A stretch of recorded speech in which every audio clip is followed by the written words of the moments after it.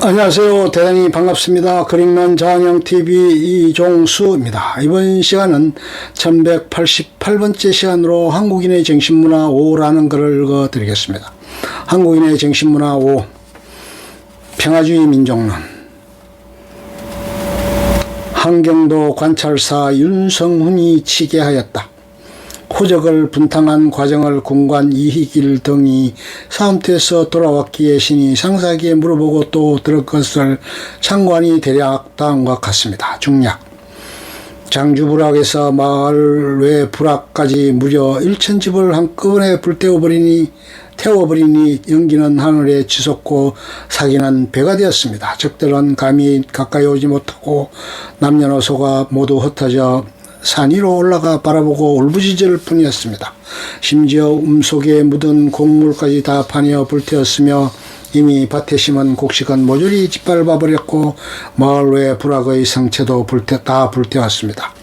이 호적은 강성하여 장주부락으로부터 마을 외 부락까지 40여 리의 좌우로 높은 산과 절벽이 있고 그 안은 아주 넓습니다.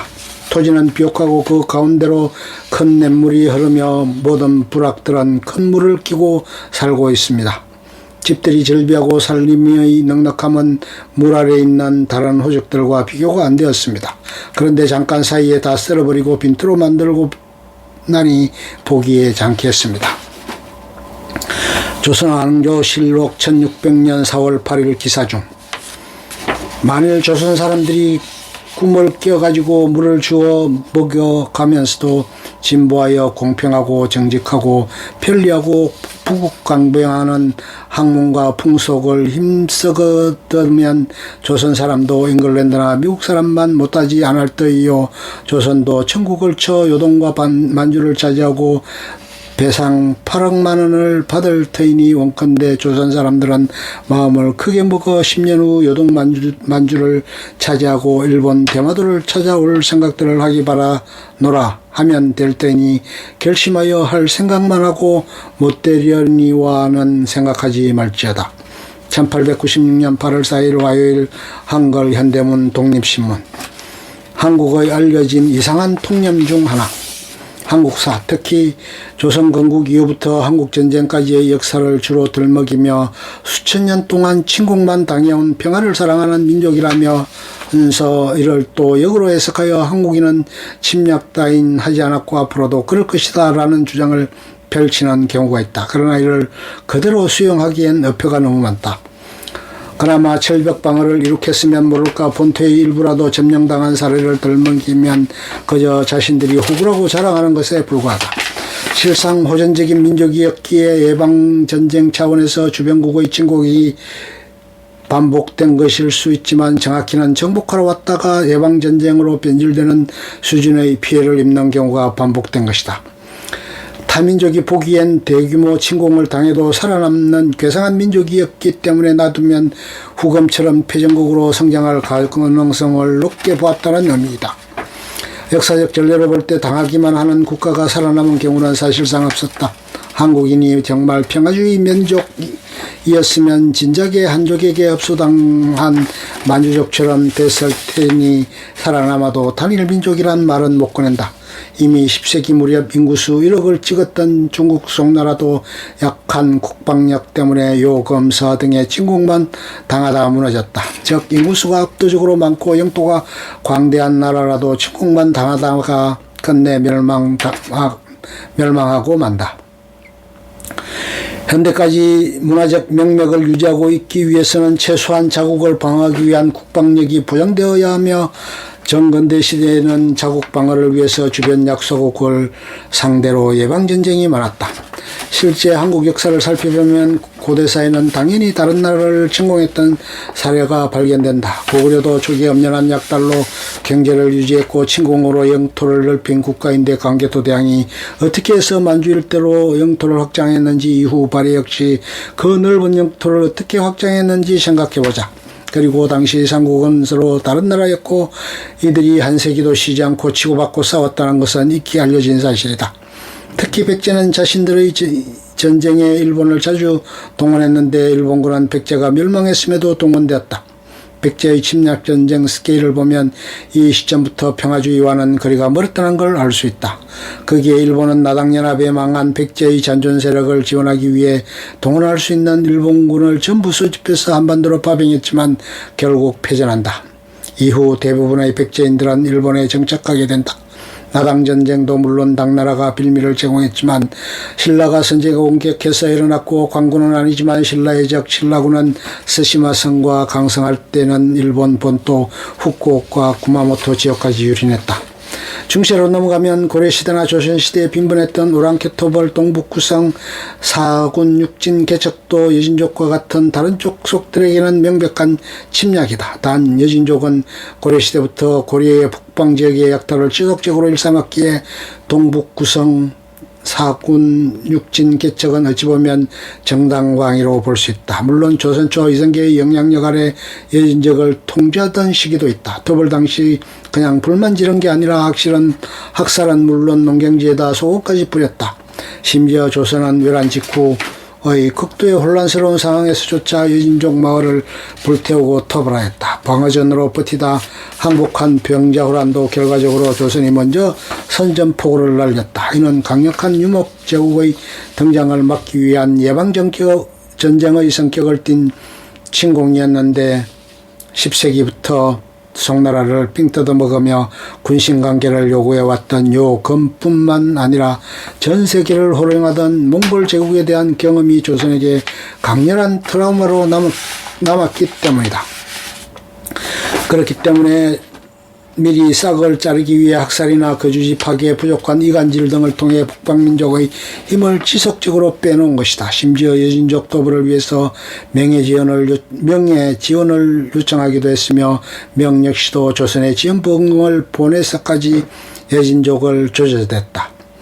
결국 임진왜란으로 명과 조선이 만주에 신경을 쓰지 못한 사이 여진은 힘을 키웠고 결국 청을 건국한다. 임진왜란이 없었다면 여진족은 명과 조선의 합동견제로 정나라를 세울 꿈조차 꾸지 못했을 것이다. 만일 세웠다 하더라도 요나라처럼 장성 이북만 가져갔을 공산이 크다. 한반도가 지정학상으로 주변 나라와 이민족으로부터 침략을 당하기에도 적당한 데다가 실제 역사적으로도 그랬던 건 맞긴 하다. 다만 비교적 원나라와 청나라 일본에게 굴복당한 역사가 강조되는 건 그쪽 기록이 더 상세하기 때문이고 지속적인 노출 효과 때문에 더 큰 일처럼 부각되었을 뿐이기도 하다. 참고로 고려 조선 때도 중국 쪽으로 침략할 생각이 있었긴 했으나 그 동네가 워낙 세력이 큰 탓에 실현시키진 못하고 사대주의로 바뀌어 조용히 지냈을 뿐이다. 만일 조선이 건대화를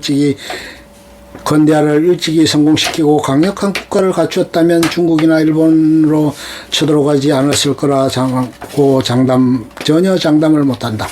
당시는 제국주의가 만연했기에 동서양을 말론하고 어떤 국가든 자기가 힘을 갖췄다고 생각하고 극단주의자가 정권을 장악하고 나면 주변국을 공격하는 일이 비일비재했다. 의외로 조선 대한제국 시대 자체도 늦은 근대화와 약한 군사력이라는 현실에 눌려 중립행보를 보였을 뿐 실상은 제국주의에 관심을 보였으며 청나라 상대로 군사적 우위에 이르자 아예 땅을 뜯어먹을 생각부터 했다.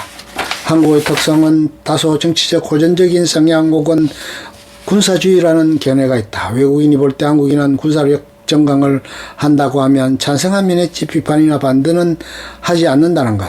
근현대 순환의 역사가 길었던 현대 한국인들에겐 그게 무슨 개소리냐며 잘 받아들여지지 않으나 제3국의 입장에서는 북한의 존재, 북한도 코리안이다 경직된 정치계 후술할 남한 사이에 있는 극단적 공동체 사회주의의 부작용들 대체복무를 인정하지 않는 징병제와 민주주의 국가치고는 없는 것이나 다름없는 문민통제 과거 교련의 영향을 받은 교육방식 그리고 예능 프로로서의 리얼 입대 프로젝트 신차산의 존재 때문에 자주 언급된다. 물론 상당수 일본 제국주의, 군국주의에 배워온 것들이지만 모든 게 전부 다 일제만의 탓이고 한국인은 아무런 잘못도 과거 한국사는 아무런 연관도 없었다고는 할 수 없다. 그래서 과장하지 않는 서술을 하더라도 평화적이라는 단어는 사실상 꺼내지 않는다. 그렇다고 오해하면 안 되는 게 국제깡패라는 비아냥도 듣는 미국도 비슷한 언급이 있으며 평화주의가 무조건 진리라는 것도 아니다. 글로벌 믹스형 사고방식, 교양 만화가 이연복 교수가 2013년 개정한 새로 만든 먼 나라 이웃나라 국언에 소개한 이론인데, 한국은 서구권의 식민지 지배를 받은 경험이 없기에 유럽식 문화에 거부감이 없었기에 적극적으로 받아들였다는 것이다. 대표적인 예로 1960년대 이후 기독교의 광속 보급, 빠른 민주주의관 확립 등이 있는데, 이러한 것들은 서구의 것을 받아들여 성공적으로 정착시킨 것이다. 그러면서도 전통적 가치를 포기하지 않은 면이 있는데, 한국인은 여전히 공동체 정신과 남을 배려하고 자신을 희생하는 것을 중요시하다 보니 자연재해 성금 모금운동이나 1998년 외환위기 당시 금모으기 운동 등에서도 폭발적인 저력을 발휘했다. 글로벌 믹스형 의식구조는 일본의 화혼 양제 정신과 차이점을 보이는데, 글로벌 믹스는 서구적인 요소를 한국식 그릇에, 한국적 요소를 서구식 그릇에 동시에 담아 적응력이 강한 문화를 창조해낼 수 있는 것이다. 특히 이러한 문화적 결합은 문화와 경제 분야에서 폭발적 모습을 보이는데, 한국인들은 원본 그대로 들여온 서구적 요소를 적절히 융화 발전시켜 세계적인 운동선수, 성악가, 연주가, 무용가, 프로게이머 등을 수없이 배출해냈고, 한류 열풍도 이러한 가치관을 토대로 탄생한 것이다.